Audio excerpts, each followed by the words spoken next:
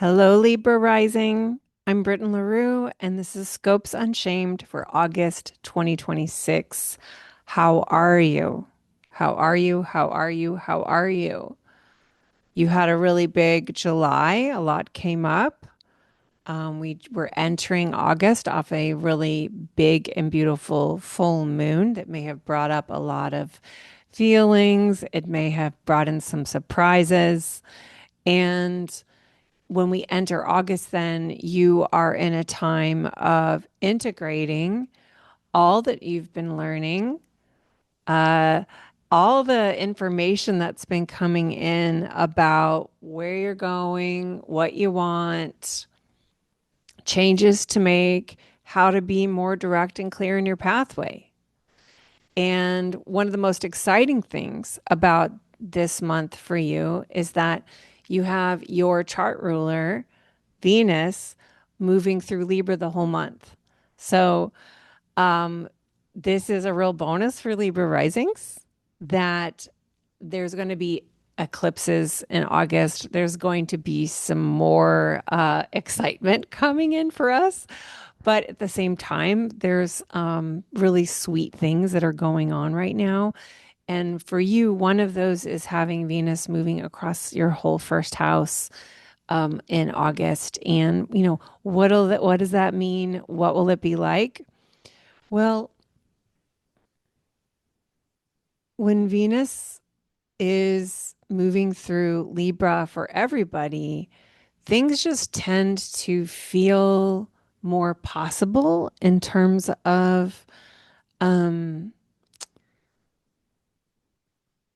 conflict resolution, in terms of seeking peaceful ways of meeting the moment.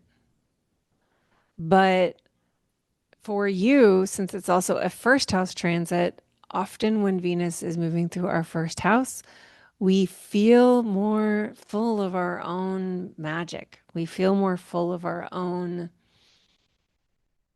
sensual connection to ourselves. We feel more connected to um, the beauty that is leading the way in our lives, which beauty is leading the way in your life because you're Libra rising. And I would say that for Libra risings, so much of what you're here to embody is allowing your life to be for you a work of art. I would want that for everybody, but I see it especially for Libra risings. And so, what does that even mean? What does it even mean?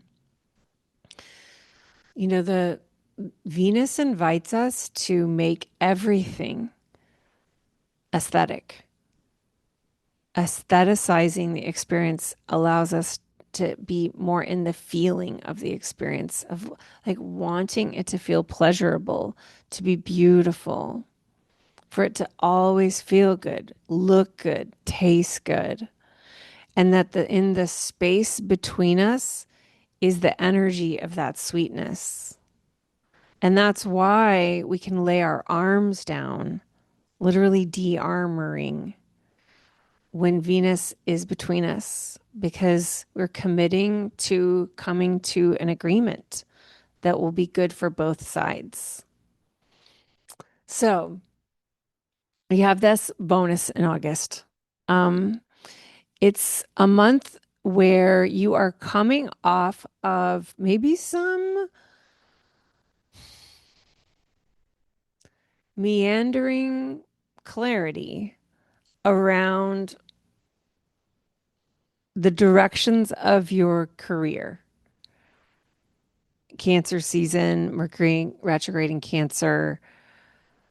July may have had a lot of information about like, but what does this have to do with what I am bringing into the world and what I'm known for out in the world, which can feel pretty like a charged focus. This month, when we have Leo, the focus shifts more towards for you who are not just who are the people that support me in my becoming in the world and what I offer it, but also like what do I most care about that is the thing that brings people towards me and that I bring myself to others around like what's the energy? What's the common spirit? What's the common interest? What's the common hope and dream for our world? Like you come to this place of like, well, why else would I even want to get together with people unless we were together caring about that? And when you have big 11th house periods, because I'm talking about 11th house because that's where you have Leo. When you have 11th house periods of time, there may be some shifts that come through around becoming more authentic and being more in your truth and following what's lighting you up lately.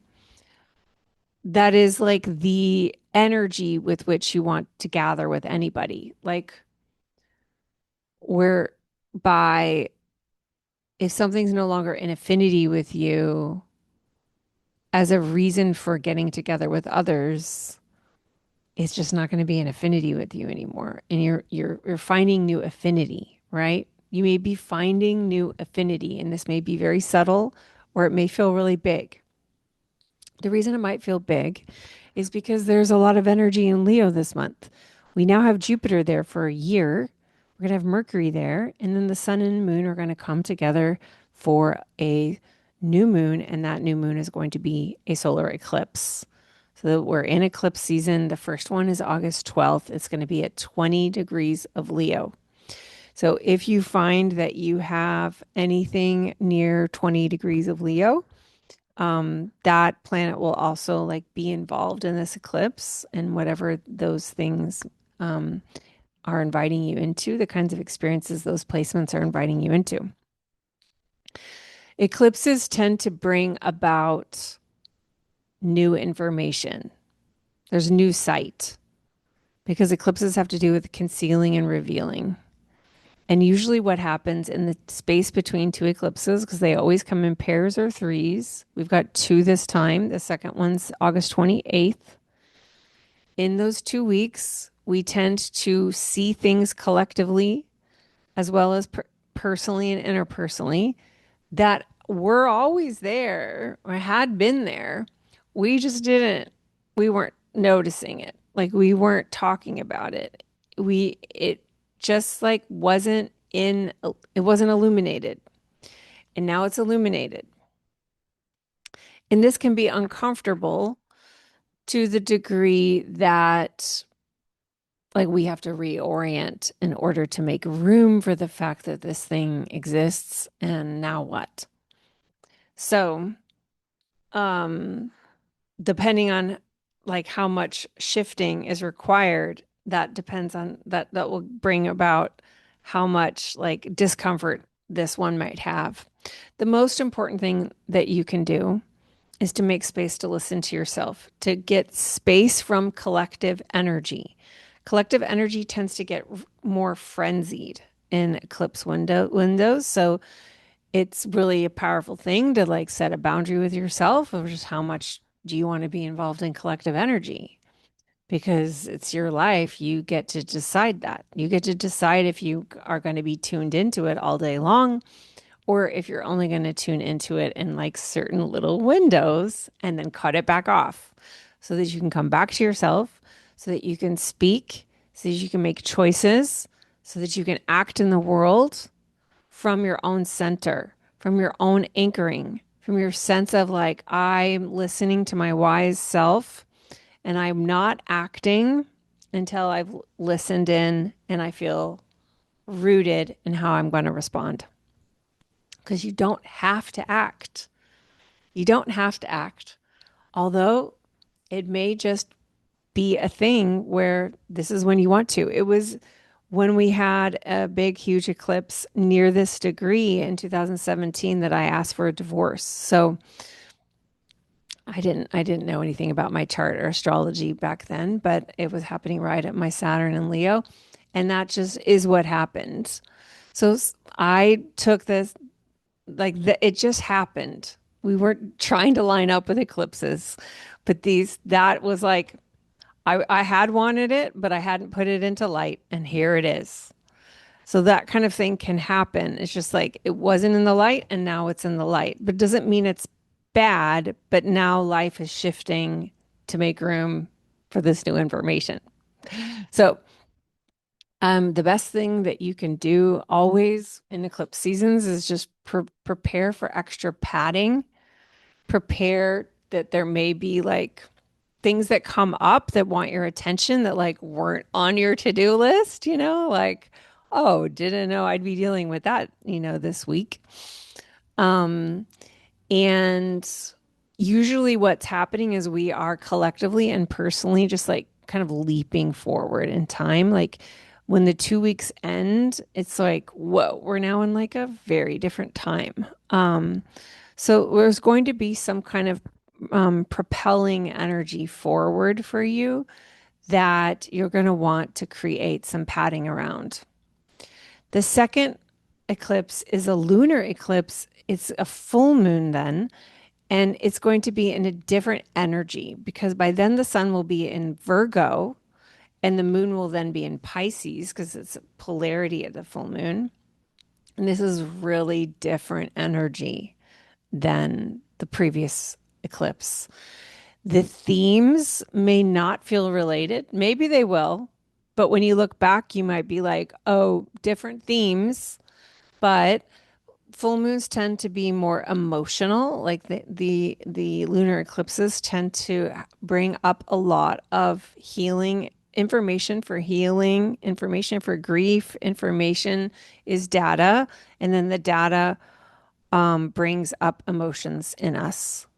This isn't good or bad. I tend to love the full moon in Pisces every year. I think it always feels so loving and delicious and wonderful.